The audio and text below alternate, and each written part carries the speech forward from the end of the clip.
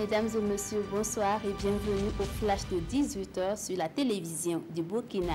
Nous commençons ce flash par le lancement des travaux de mise en route de l'identifiant unique électronique de la personne au Burkina Faso.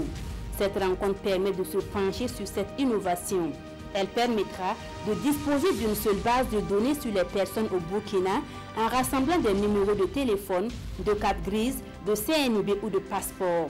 Au soir de ces 2 jours de travaux, une feuille de route précise et consensuelle devrait être dégagée. Le secteur privé burkinabé, solidaire des forces de défense et de sécurité du Burkina, à travers la Chambre de commerce et d'industrie. Les premiers responsables de la Chambre ont remis ce matin un chèque de 65 millions de francs CFA au ministère de la Sécurité pour apporter leur soutien dans la lutte contre le terrorisme. Les hommes d'affaires ont mis à profit la rencontre pour comprendre les mesures prises pour sécuriser le milieu des affaires. 1 heure d'horloge, c'est le temps mis par certains usagers de la capitale pour parcourir 800 mètres. Et depuis le début du mois de mars, le phénomène de bouchon s'est accentué sur l'avenue Charles de Gaulle et la route passant par le pont de Tanguin. Aux heures de pointe, les véhicules peuvent constituer des files de plusieurs kilomètres avec leur lot de désagréments. Et les raisons évoquées sont les travaux effectués sur les différents tronçons.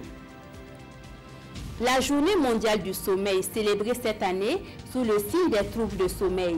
Et pour permettre à la population de mieux appréhender ces pathologies, la Société de neurologie du Burkina a organisé ce jeudi des dépistages gratuits à la clinique de l'Office de santé des travailleurs. Ce fut l'occasion pour la SONEB de faire un plaidoyer auprès des autorités sur la prise en charge de ces troubles encore naissants dans notre pays. À l'étranger, des mandats d'arrêt ont été émis contre plus de 200 trafiquants libyens étrangers impliqués dans un vaste réseau d'immigration clandestine vers les côtes européennes, a annoncé ce mercredi le bureau du procureur général libyen. Des membres des services de sécurité, des responsables de camps de détention des migrants, ainsi que des fonctionnaires d'ambassades de pays africains en Libye sont impliqués dans ce trafic selon toujours le bureau. Les investigations ont permis d'établir un lien direct entre passeurs de migrants et djihadistes du groupe État islamique. Voilà pour ce flash, merci de l'avoir suivi.